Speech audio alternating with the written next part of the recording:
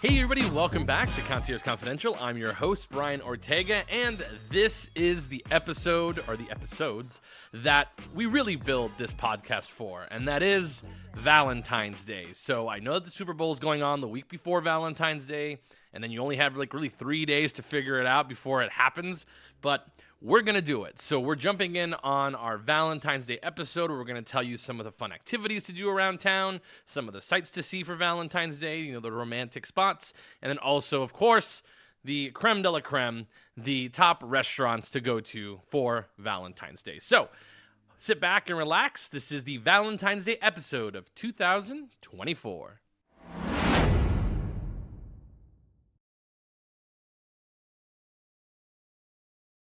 Okay, everybody, so we are talking about Valentine's Day. So Valentine's Day in the concierge business is the busiest day of the year. It is essentially, quite fittingly, the Super Bowl for concierges, which is funny because the Super Bowl is in Las Vegas on, I believe, the 11th, and then you have 3 days, and then boom, you have Valentine's Day on Wednesday. So quite literally the Super Bowl. So we used to do room setups. I think we would have a minimum. I would say minimum we had at least 20 room setups in a day. And again, it could be anything from hearts on a bed to spelling out, will you marry me? Just, throwing roses on the bed as well. We would do things like, obviously sending flowers to the room is a big deal. So we encompassed a lot of different things. Balloons were a huge deal. So we really tried to go all out whenever we could for Valentine's Day, but also do things as fast as possible. I know that I could typically make a heart on a bed. If I had 2 bags of roses, 1 bag of roses, you can do it, but 2 bags, it looks really, really nice. But 2 bags of roses, I could probably do a nice heart on the bed in about 10 minutes. It takes a little while, especially if, you have a king-size bed, because you have to actually make it, big enough. Some people made a little baby heart, and I don't think that was very fun. I used to decorate the entire bed, so I would do a heart, and then I would do a cool design that would usually be a line, or it would be sort of symmetrical with individual rose petals all around. I would always get the red rose petals if I were you. So if you are somebody who's going to be planning this, I would highly recommend reaching out to your concierge at least a day in advance, at the very bare minimum, because we do have to order those flowers from an off-site vendor, which is actually an MGM vendor, that then has to deliver them typically between 10 o'clock in the morning and then 4 o'clock in the afternoon. So really important to get those orders in as soon as possible, because a lot of places nowadays do not have flowers on hand, which how they used to, but not anymore, unfortunately. So big deal, Valentine's Day. So we get really, really jacked up for it. But yeah, doing hearts on a bed is really fun. If you're going to do Will You Marry Me, minimum 2 bags, just because the bags have a certain number of roses in them, and will you marry me is a very, very long sentence. And make sure it is a question, because I remember that I did one before, and I forgot to put the question mark, so whoopsie. But yeah, we've done hearts with arrows, which is always fun. So I think that's a really interesting one. You should definitely go for a heart with an arrow, and that'll always get somebody excited. Some people are really good at making designs. So I had a friend, her name is Megan, and she would be able to make a flamingo on the bed. So she was always sort of the specialist when it came to making designs. So that was always really, really fun. So anyways, moving on. So Vegas is actually really fun for Valentine's Day, just because they typically have lots of deals for a lot of places. Not the super high-end restaurants, but they'll have a prefix menu for Valentine's Day, which is nice. They typically understand that it's a special day for a lot of people. So typically they will, give the lady in the group, or ladies, or however you want to look at it, a nice little rose. Sorry, gentlemen, whether you are dating or with somebody else, you will not be getting roses. Typically, those are only reserved for the ladies. I'm sorry, it's still 1957 in Las Vegas, and them the rules so far. So Anyways, Vegas itself is really, really fun. But let's talk about some of the activities. So we'll kind of go throughout the day. So let's just say some activities you want to do in the daytime with somebody that you are here with. So a really, really fun one, if you want to get, some people are very active, and this has become super, super popular, in town, and that is hiking. People love hiking. I don't get it. I 100% would never hike. I would not want to go on a hike for Valentine's Day. But there are very, very active people in the world, and they love hiking here in Las Vegas because there's many different hiking sort of levels that you can do. But one company that does do it is Love Hikes, which those actually include transportation. They have different levels. They have sort of like a leisurely hike, they have a more intense hike, and they also have like an intermediate hike. So intermediate is in the middle, and then intense is going to include like some like climbing up rocks and all this other crazy stuff. But I'm sort of recommending you do the relaxed walk, or the relaxed hike, excuse me, which grand total is about 4.5 hours. That does include transportation, so it really depends on how fast the hike goes. It typically includes a guide, and you actually go to the Valley of Fire, which is actually part of the fun part of doing it. The good thing about doing hikes around this time of the year is that the weather outside is actually quite nice. You're looking at, you're looking in the like 60 to 65 degree weather, which I know doesn't sound like fantastic, but in regards to, in comparison to the summer when it's 115 degrees, it's not very nice. But if the sun's out, it can get all the way up to, 60, which is actually quite nice. So you'll get a lot of it is in the 60s, 70s around this time of the year. So really perfect time in Las Vegas. But they do have Love Hikes, which is the company that I'm recommending. It's $129 plus tax to do all this. But again, it includes like waters, it includes snacks. It also will include your transportation to and from the Valley of Fire, which many people love to go there just on their own as well. So highly recommend the Love Hikes, which is really, really popular. Another thing I'd recommend sort of during the daytime would be a ride on the high roller, which I know doesn't always sound romantic, but again, this is a daytime activity.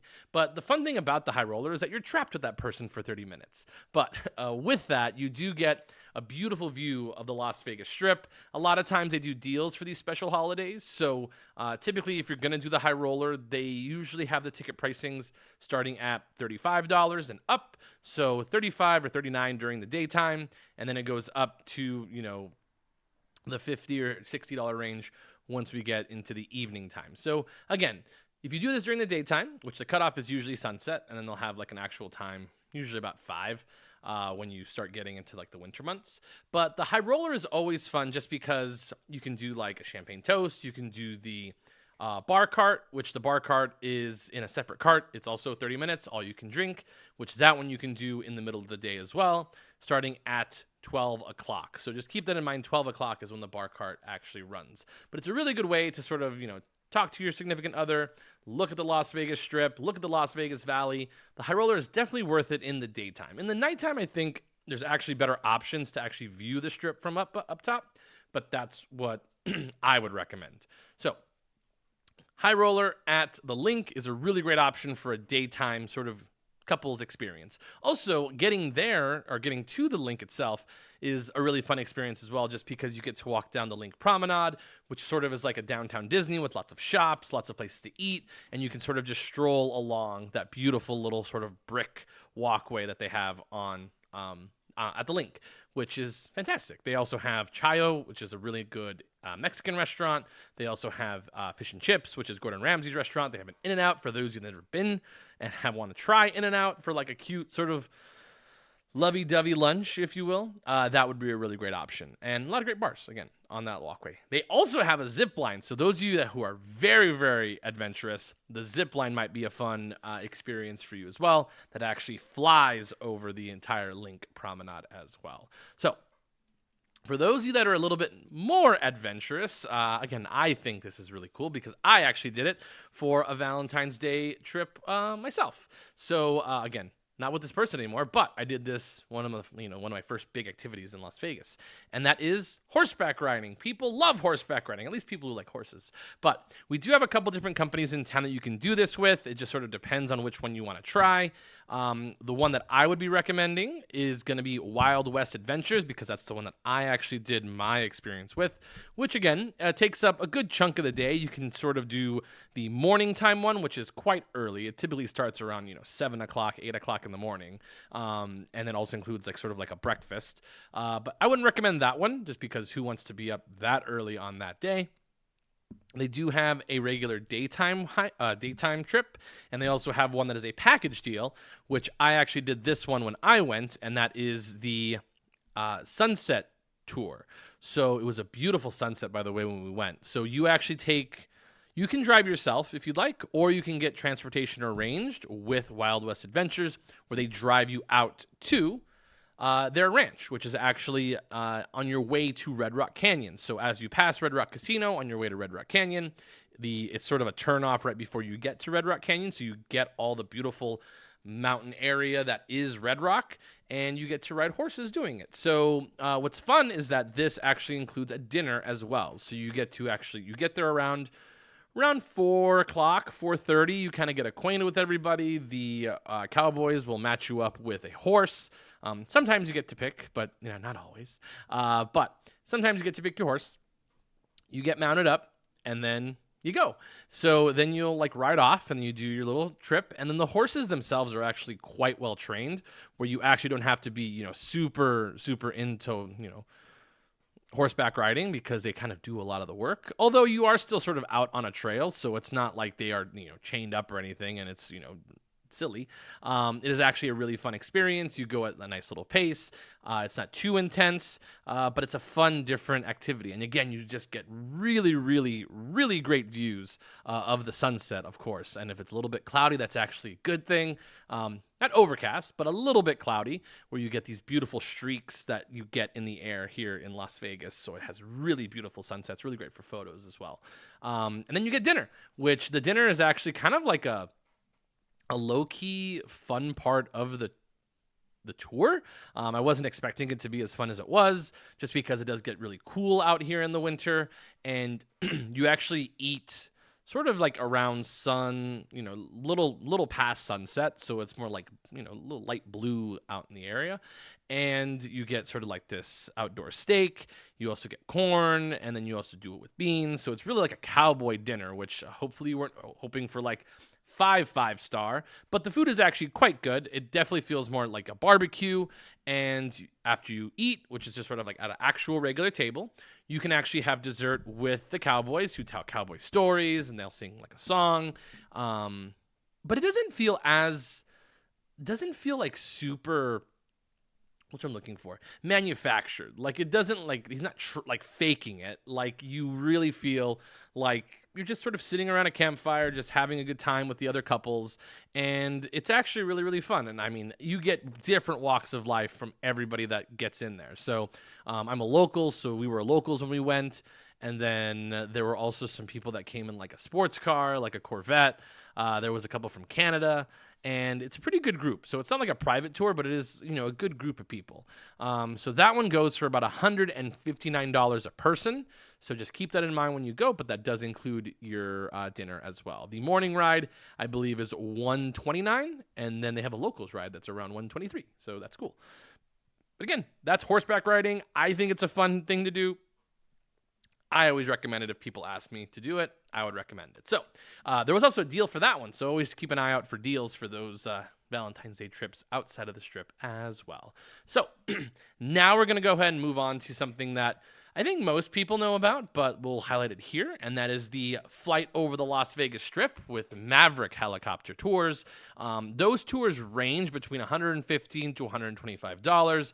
I would recommend you check with your concierge, because many concierge, at least at MGM properties, are able to get a little bit of a discount on those particular flights. They usually can get it down under $100.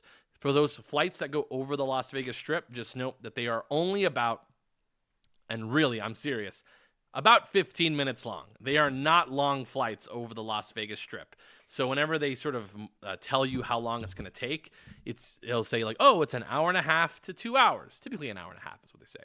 But that includes transportation to and from your hotel to the actual airport. So just keep in mind that it is not a 2-hour flight. You are essentially going up, flying on one side of the Strip, turning around at the Stratosphere, and coming all the way back down on the other side of the Las Vegas Strip. So you're looking at a total flight time of about 15 minutes. It's not very long, but it's always a fun, different thing to do that's out here in Las Vegas. That is not something that you get to do very often. But you also get really, really great pictures of the Las Vegas Strip. So, highly recommend doing the Maverick helicopter tour. I've done it before, and I think I had a great time doing it. So, highly recommend that. So, those are a couple of the activities. Those are the things, again, these are sort of broad, overarching things. But if you are somebody who's quite specific about something you'd want to do, please reach out to me, and then you can go ahead. I can go ahead and sort of like recommend something for you. Like if you like art, I could recommend going over to the Bellagio Art Gallery. I would also recommend the Bellagio Botanical Gardens. Looks beautiful right now. Right now they have their their Lunar New Year setup, which is for the year of the dragon, or the Chinese Lunar New Year, which looks beautiful. It has all these beautiful Japanese blossoms, which is just great. But highly recommend checking it out, regardless if you're here for Valentine's Day or not. But it makes a great place for a photo shoot. If you would like to take any free photos with great backdrops, I would highly recommend going over to the Bellagio Botanical Garden. So, I'll also recommend a couple of things you should see on the Las Vegas Strip that can be quite romantic. The only problem is that the Bellagio fountains, my number one pick every single year for you to do this, the front will be most likely under construction because they will be deconstructing the platforms and such for the Super Bowl. So unfortunately, that will probably not be an option for the very front, but you are able to watch from the sides and from another place inside of the Bellagio, which I will recommend later. But I almost forgot. The Eiffel Tower would be a great spot to be able to see the fountains if you still want that beautiful fountain view, just because it is overlooking the beautiful pool, and again, you can look over like the CBS stage as well. So that's one little thing that I'd recommend for sure. But yeah, let's move on. Yeah. So moving on. In this next part of the pod, we will do what everybody wants me to do, and is recommend my top restaurants for Valentine's Day here on Concierge Confidential. So stay tuned, and we'll hit that next.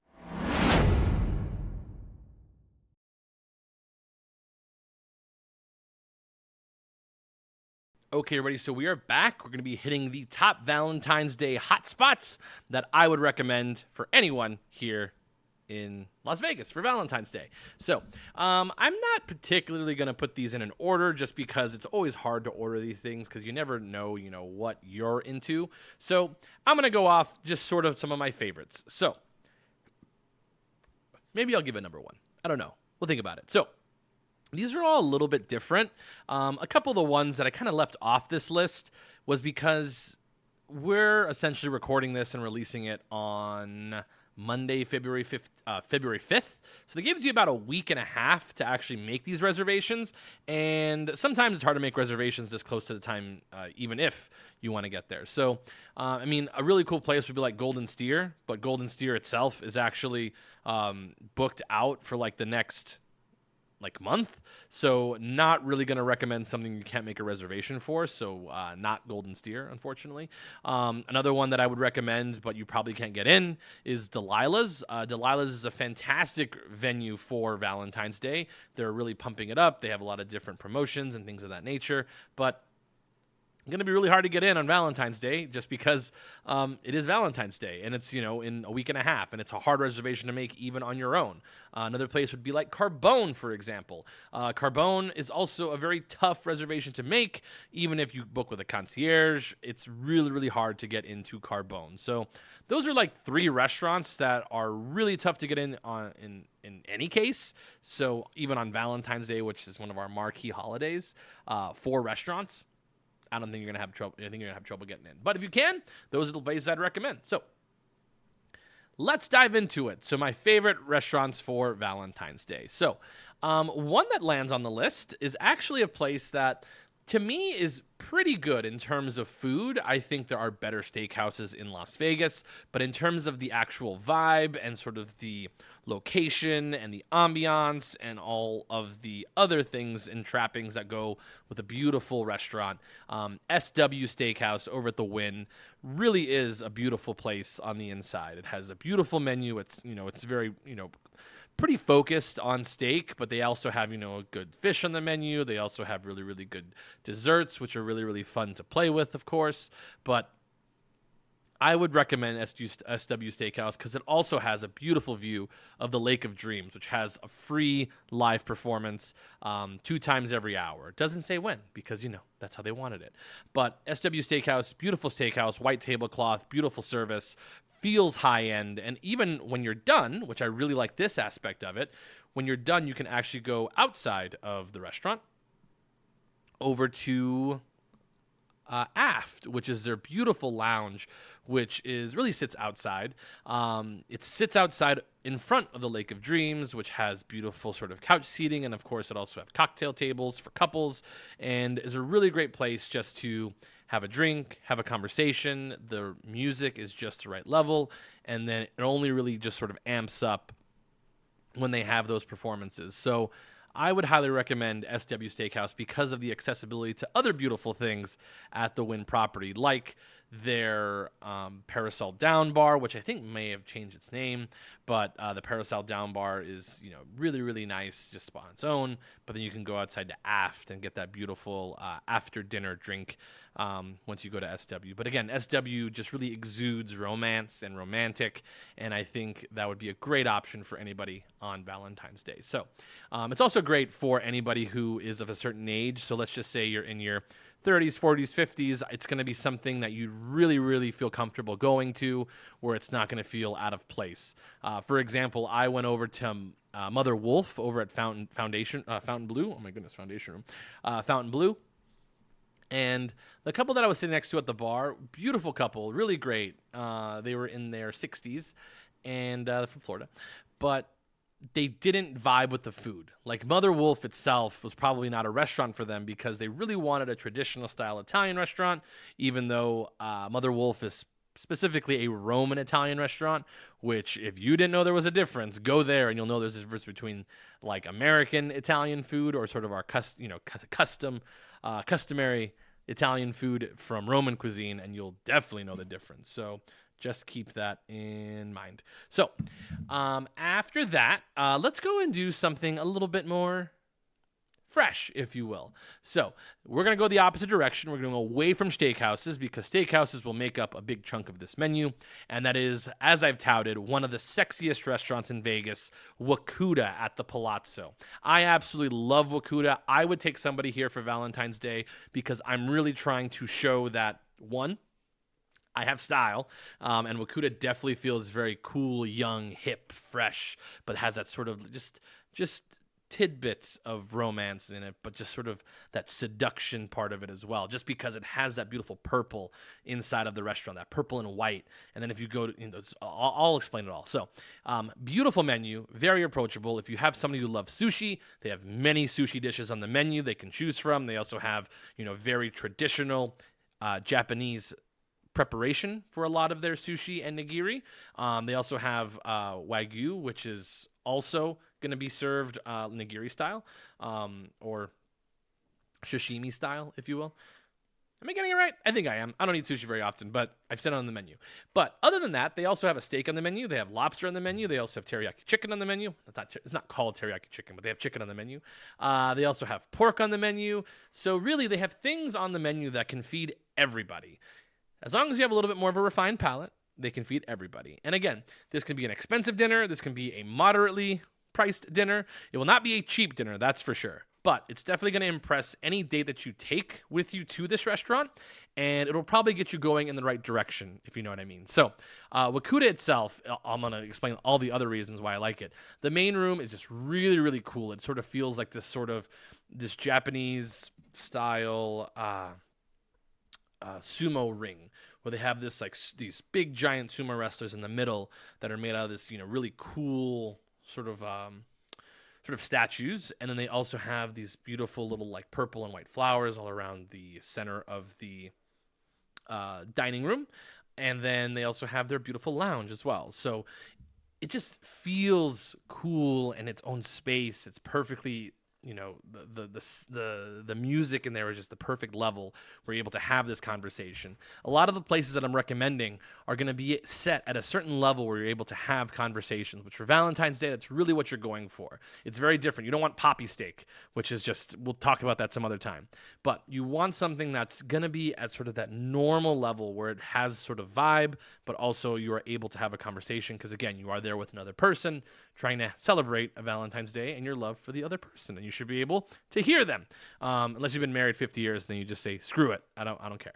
But Wakuta's great because you can have dinner, and then after you're done, you can walk over to their lounge, which is on the way out, where it really is just sexy on the inside. It has these beautiful purple lights on the walls with these beautiful hand-penned pieces of art with just women with tattoos, and it's just so artfully done and tastefully done, if you will, on these paintings. And then the bartenders are absolutely fantastic. There's usually a DJ, very, very light music, but it's raised up a little bit, the volume, so you're able to lean in and have those intimate conversations sort of close to the ear, and it's sort of like a whisper, and it's really one of those places where you get to know people even more, sort of on the intimate level. This is the space where it's more body language and body motioning, which is important, but it's not so much dancing. You're really there to really just sort of decompress from the dinner you just had, maybe let loose a little bit, and have a good time. I really enjoy Wakuta. I really enjoy the bartenders. They do such a fabulous job, and they're able to make these really beautiful drinks. One of them is like the Snow Monkey, and the Snow Monkey is delicious. I would highly recommend the Snow Monkey cocktail over at Wakuta anytime. Shout out to Lou, which he's in the private dining room area, but Lou's my guy. So moving on, let's get away from Wakuta. I'll go to probably my favorite place on this list, which it's kind of funny that I'm putting it in this part of the list, but overall, one of my favorite restaurants in general, but also it serves as a really great place to have a romantic dinner. It has a beautiful name, and that is Scarpetta. Scarpetta at the Cosmopolitan really was made for romance. It feels very elevated. It feels very New York. And I like that. It has that sort of look to it where it's sort of the very shiny glass on the table. It also has these beautiful sort of dark wood on the floor. Same thing for that on the tables themselves. But it feels modern. It doesn't feel that white tablecloth, old Italian. It feels very new and fresh and sexy. And I would highly recommend that for this night. That's just what I like. That's something that I enjoy.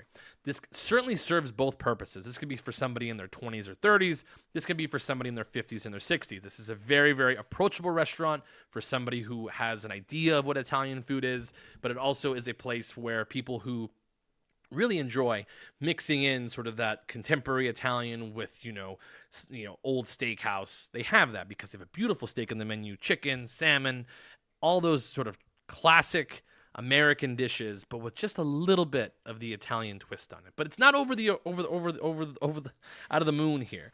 Bobby Flay's restaurant over at the Caesar's Palace, Amalfi, feels super, super fishy and super, super like way too Italian. That sort of can alienate people like myself who are not fans of seafood that way. So that's why I don't kind of like that place. But Scarpetta, love it. It has a really straightforward sort of Italian. They have just like a regular spaghetti that if somebody just wants spaghetti, it's spaghetti and marinara sauce, but not the way that I'm describing it. It's just beautiful, just twisted and prepared. It's absolutely fantastic. I love their tagliatelle. It's absolutely rich and delicious, and it just sort of just sits with you, and it's just in a great, great way. But everything's portioned correctly for like a date. It's also, again, right level of music, right level of lighting, just because it's sort of just a little bit lit enough to see the person in front of you, sort of like shadows, but you're sort of hiding your imperfections at the same time as well. So that's why I like the restaurant. And it's actually a pretty medium-sized restaurant, and it has a beautiful view. This is the kicker. Beautiful view of the Bellagio fountains, it's just always sells it for me, is if you can see the fountains, it automatically just turns up the romance level a whole different place. So Scarpetta, absolutely fantastic. Very, very approachable in terms of pricing. Of course, there are things in the menu that are like landmines. You have to sort of maneuver around. They do have a huge steak on the menu that's around $95. But again, you kind of have to sort of negotiate those landmines with all the other great options on the menu as well. So Scarpetta is one of my top restaurants in general, but certainly going to be one of my favorite restaurants for Valentine's Day this year and for years to come. I'm definitely sure of it. So let's move on. So we'll move on to a place that I think is really great if you have somebody you're taking with for Valentine's Day that really wants an upbeat vibe, something that's a little bit more upbeat, not sort of that, quiet space. You're there for a little bit of a party, even though you're also, there for a romance. And again, they do sort of tweak the set list, if you will, for these big events. And one of them being Mayfair Supper Club over at the Bellagio. Mayfair Supper Club is great because it has live music every single day. Of course, Valentine's Day, which is a Wednesday, they will have. But it certainly still offers that sort of old school 1950s vibe that you would get in New York at the Copacabana. And then it has a beautiful view of the Bellagio fountains in the background. But really what's funny is that the Bellagio fountains really just serve as sort of background music, if you will, as you're watching the actual show, which has a live band. They have live singers, live dancers, and it really sets you up to have this is a memorable night where the person you take will always remember this evening for all the fun that you had at Mayfair. And it has these big, giant menus that really sort of transport you back to a time where these big, giant menus were a thing. It also has a very contemporary menu where you have steak, you also have pork chops, you have fish on the menu. They also have, they used to have baked Alaska, no more baked Alaska, but they have truffle pasta, which is delicious. They have Pommes puree, which is also very good. They have sushi on the menu if you want. They do have a very, very, I would say, again, contemporary American cuisine, almost comfort food wise. But again, it can be expensive. It can be a very expensive experience in general. But just take to note that you are actually paying for live music as well as the food at the same time. So if you actually factor that into what you would pay for like a live tickets for a show plus dinner, it would be double times that. So this is actually not going to be out of the moon expensive when you really put together the entire evening of what you're getting. So Mayfair Supper Club is absolutely fantastic. You are guaranteed a seat in the main dining room if you make your reservations ahead of time. So make sure you always make your reservations ahead of time for Mayfair Supper Club, and they will seat you in the actual main room, because they do have a secondary room, which is sort of like their bar and cocktail lounge area, which is reserved for walk-ins and people who don't know you can walk in and sit at the actual bar inside of the dining room. So again, Mayfair Supper Club is a really fantastic option if you want an upbeat, really exciting atmosphere for your Valentine's Day. And who knows, if you tell me it's Valentine's Day, you might leave with a little rose or two when you leave. So that's Mayfair Supper Club over at the Bellagio. I won't go over this one too in depth, but the Eiffel Tower is a super popular spot for Valentine's Day. They have a very traditional sort of French cuisine, French menu. It's more of a fine dining menu, to be honest, because you do have French items in the menu, but you'll be able to find, steak, and they also have chocolate souffle, which is really fantastic. But again, this is if you want one of those more traditional Italian traditional French spots, but it's very, very Americanized, if you will. So it's high end, but still quite Americanized. But nice to maybe do once, and again, you do get your view of the fountains or the construction in front of the fountains, because it is, up level, a little higher. So again, Eiffel Tower restaurant, always a safe play. I do not recommend the Stratosphere restaurant, Top of the World, which many people do. It's, to me, not the view's okay. I mean, you can see Fontainebleau from there now, which is fine, but I don't think the food is that good, and I think you're really trying to go for something memorable. I guess you're going to get a good view. Everyone always hypes up the food more than it actually is because, again, you got a nice view. But, again, that's just my opinion. So we're going to stay on that part of the strip, and I will recommend Carver Steak if you want something that is a little bit more steak forward or a very memorable dinner itself. The food at Carver Steak, their power rankings are really rising on my list. I had their pork belly, which was absolutely phenomenal. I've had their cheesesteak bites, which are insane and out of this world. They're so delicious. Gotta eat them hot, though. They also have beautiful steaks, a lot of different cuts, which is really, really good. And of course, they have the whole presentation of their steak knives, which you can actually check on our Instagram page, Concierge Confidential _LV, or our TikTok page at Keys to Vegas if you want to see what Carver Steak has to offer, if you want to check it out. So definitely check those out. That's at Resorts World. They have a really big dining room, which is fantastic, which means you get lots of choices or lots of options for reservations. So make sure to check on those as soon as possible and to eat at Carver Steak. But highly recommend Carver Steak if you want a steakhouse vibe. It's a little bit newer, if you will. So I'll recommend a couple more of these. I won't go too into detail on these ones, but Joe Robuchon, which is over at MGM Grand. It is a 3 Michelin star restaurant before they stopped doing Michelin stars in Las Vegas. It is one of the most romantic and beautiful restaurants in general, no matter the time of the year. This is for all of you foodies out there. If you're willing to pay, $450 or $475 per person for dinner. They do a digestif menu, typically 15 to 16 courses.